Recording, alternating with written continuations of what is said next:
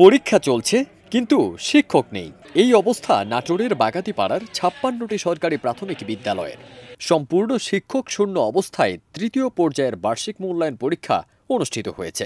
সহকারী শিক্ষকদের ৩ দফা দাবিতে চলমান কর্মবিরতির কারণে পরীক্ষা কেন্দ্রগুলোতে নজিরবিহীন বিশৃঙ্খলা তৈরি হয়েছে।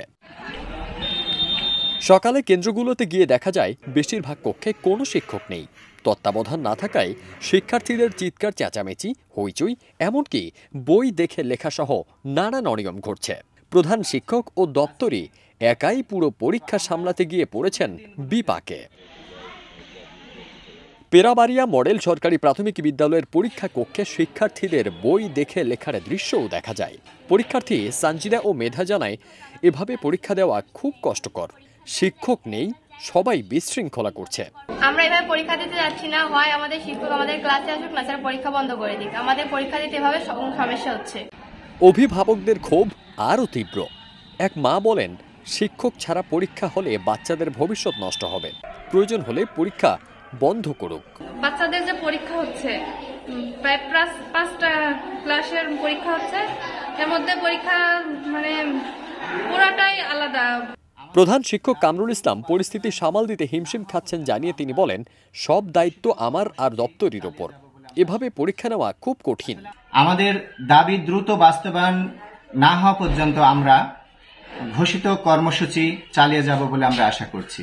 এদিকে আন্দোলনরত শিক্ষক প্রতিনিধিরা বলেন, ৩ দফা দাবি মেনে না নেওয়া পর্যন্ত কর্মবিরতি চলবে।